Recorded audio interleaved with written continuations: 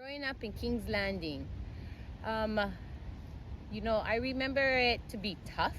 It was rough and tough growing up in King's Landing because of the lifestyle.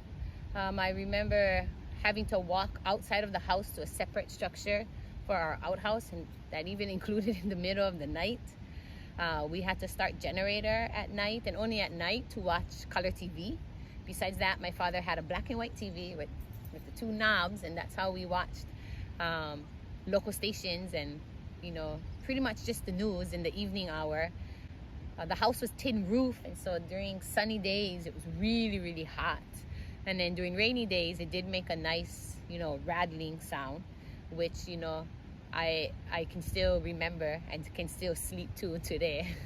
I remember a constant breeze. There was always a breeze. Now, whether you could catch it or not was the trick. The house, our structure that our father built, even had solar panel electric.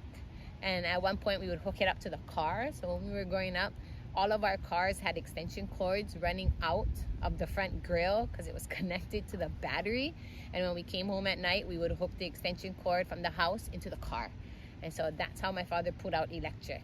We had running water. We had a catchment. We even had Paloma. We had hot water. We had a cast iron sink to do dishes. We all did dishes at a very young age. It required us to have a stool so we could do dishes. He would go in town, and anytime somebody was breaking down a hale, they would go and collect the material. So our house that we grew up in was secondhand material, tin roof. Part of the house Dad built kauhale style, and so the purlings was actually tied by rope. And so it's very impressive when I think back now as an adult how they were able to build themselves a foundation and a hale to raise ohana in. But growing up, it seemed normal. It seemed like any other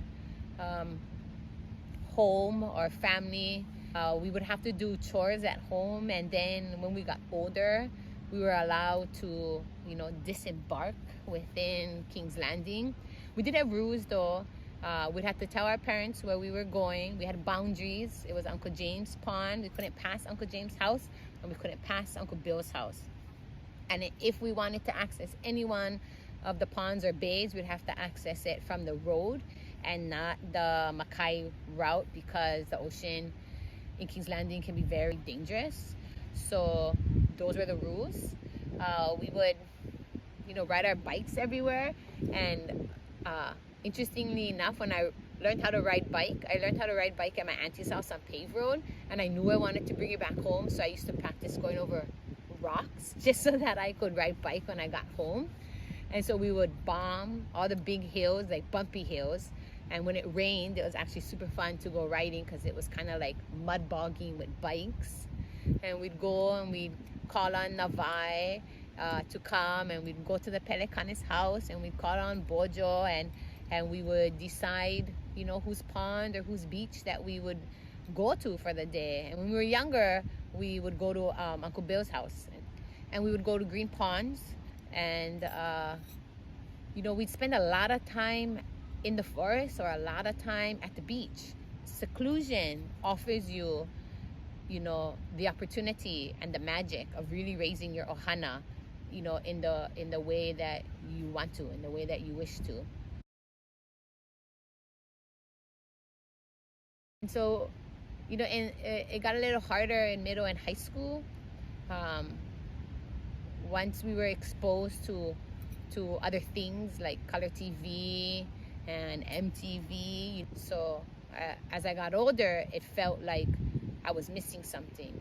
And then when we became adults, and you've experienced all those amenities, then I finally felt like I was missing something again.